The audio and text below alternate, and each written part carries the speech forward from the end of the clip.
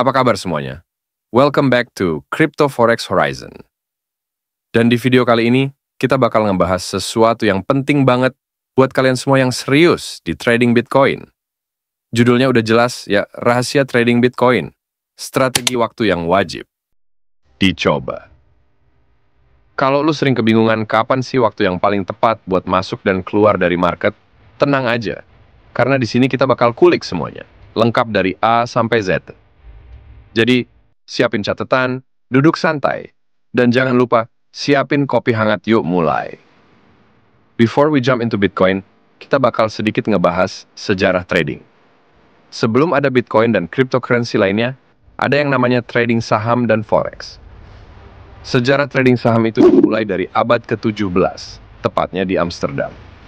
Pada waktu itu, orang-orang Belanda mulai membeli dan menjual saham perusahaan yang pertama kali, yaitu perusahaan VOC, Verenigde Oost-Indische Compagnie. Itu adalah salah satu perusahaan pertama yang menawarkan saham ke publik. Orang-orang Belanda mulai memahami konsep membeli saham dan mendapatkan keuntungan dari kenaikan harga saham perusahaan. Trading saham pun mulai berkembang pesat, dan pada tahun 1792, lahirlah New York Stock Exchange, NYSE, yang jadi pusat perdagangan saham terbesar di dunia. Tapi yang menarik guys, sebelum kita ngomongin Bitcoin, ada juga yang disebut dengan trading forex. Trading forex itu udah ada sejak abad ke-19. Awalnya dimulai ketika negara-negara mulai memperkenalkan mata uang mereka dan pertukaran antar negara menjadi sangat penting. Orang-orang mulai melakukan pertukaran mata uang untuk berbagai kebutuhan, mulai dari bisnis hingga investasi. Dan seiring berjalannya waktu, forex trading menjadi lebih canggih dengan munculnya pasar finansial modern, seperti yang kita kenal sekarang ini. Ada banyak instrumen trading yang memungkinkan orang untuk mencari cuan lewat perdagangan. Tapi dengan hadirnya Bitcoin di tahun 2009, dunia trading menjadi berubah lagi. Cryptocurrency membuka babak baru dengan pasar yang sangat volatile dan penuh peluang. Yang jelas, bikin orang-orang penasaran dan makin tertarik. Jadi gini guys, banyak orang yang nggak sadar kalau waktu itu adalah faktor paling penting dalam trading, terutama buat Bitcoin. Kenapa? Karena volatilitas Bitcoin itu bisa luar biasa, bisa naik turun dengan cepat banget dalam hitungan menit, bahkan detik. Bayangin aja, kalau lu nggak tepat timingnya, bisa-bisa lu cuma numpang lewat, atau lebih parah, jadi rugi. Pasar Bitcoin itu buka 24 jam sehari, 7 hari seminggu, jadi kalau lu nggak ngerti kapan waktu yang tepat untuk ambil posisi, itu bisa jadi bumerang buat lo. Makanya, kita perlu paham kapan waktu terbaik untuk nge-trade. Dan waktu yang tepat itu nggak cuma soal jam pasar buka atau tutup, tapi juga soal momen-momen tertentu yang bisa ngasih lu keuntungan lebih besar. Trading di jam volatilitas tinggi. Strategi pertama adalah trading di jam-jam volatilitas tinggi. Biasanya pergerakan harga Bitcoin paling fluktuatif saat pasar Amerika dan Eropa buka. Pukul 7 pagi sampai 11 pagi UTC adalah waktu emas untuk nge-trade. Kenapa? Karena volume transaksi di jam-jam itu gede banget. Lu bisa lihat harga Bitcoin naik turun cukup tajam. Di sini ada peluang besar buat ngambil posisi, baik itu buy atau sell. Tapi, tentu aja, ini juga berarti risiko yang lebih tinggi, jadi harus hati-hati. Trading di jam-jam konsolidasi. Kalau volatilitas tinggi bisa memberikan peluang cepat, trading di jam konsolidasi justru lebih stabil. Biasanya setelah harga Bitcoin mengalami pergerakan signifikan, pasar cenderung konsolidasi atau bergerak dalam range tertentu. Ini bisa jadi waktu yang tepat buat masuk dengan strategi range trading, yaitu beli di support dan jual di resistance. Jam-jam pasca berita besar. Jangan lupa juga momen setelah berita besar rilis. Berita seperti regulasi baru, adopsi Bitcoin oleh perusahaan besar, atau keputusan pemerintah sering banget ngerubah arah pergerakan harga.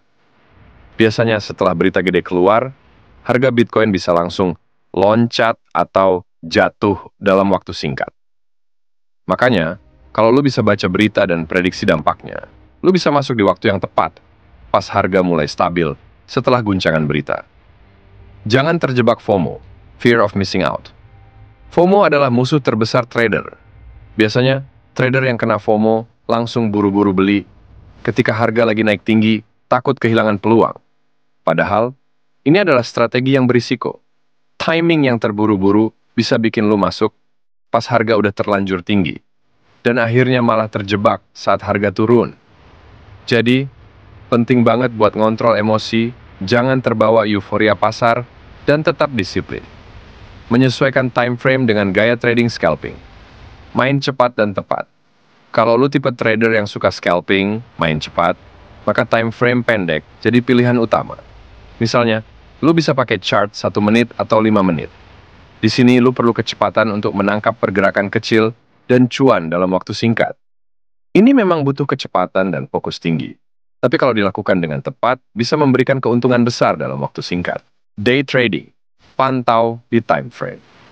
Sedang. Kalau lu lebih suka day trading, yang biasanya melibatkan waktu lebih panjang, lu bisa pakai time frame 15 menit sampai 1 jam. Dengan begitu, lu bisa menangkap tren harian dan mengambil posisi saat market bergerak.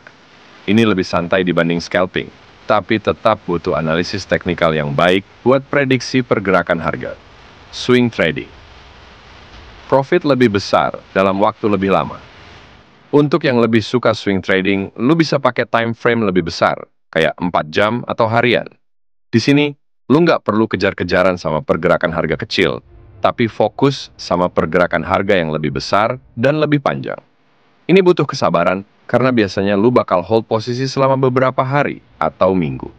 Alat bantu trading untuk menentukan waktu yang tepat. Indikator RSI adalah indikator yang simple tapi powerful. Ini bisa ngebantu lu tahu kapan harga Bitcoin udah overbought atau oversold. Kalau RSI lebih dari 70, artinya Bitcoin kemungkinan besar overbought. Jadi, bisa jadi waktu yang tepat buat jual. Sebaliknya, kalau RSI di bawah 30, artinya Bitcoin oversold. Jadi, lu bisa ambil peluang buat beli.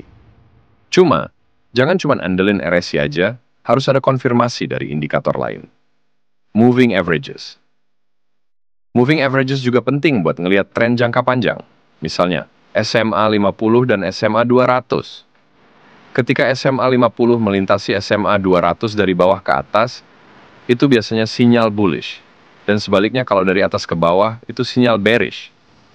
Ini bisa bantu lu nentuin kapan masuk atau keluar dari market dengan lebih percaya diri. Kesalahan yang harus dihindari dalam trading overtrading.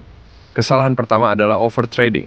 Ini sering terjadi pas lu terlalu sering masuk ke pasar, bahkan ketika nggak ada sinyal yang jelas. Ingat, trading itu bukan soal seberapa sering, tapi seberapa tepat lu ambil keputusan. Melupakan manajemen risiko. Kesalahan kedua adalah melupakan manajemen risiko. Lu harus selalu punya batas stop loss. Jangan gegabah masuk posisi tanpa nentuin berapa banyak yang siap lu risikokan. Risiko yang besar bisa bikin portofolio lu habis dalam sekejap. Jadi, disiplinin diri lu dengan manajemen risiko yang ketat. Jadi, itu dia beberapa strategi waktu yang wajib kamu coba dalam trading Bitcoin. Ingat, timing itu kunci, dan jangan pernah trading tanpa riset yang matang. Kalau kamu ngerti waktu yang tepat buat masuk atau keluar, peluang cuan jadi lebih besar. Semoga informasi di video kali ini bermanfaat banget buat kamu. Jangan lupa, kalau suka video ini, klik like, share, dan subscribe, biar nggak ketinggalan video-video cuan lainnya.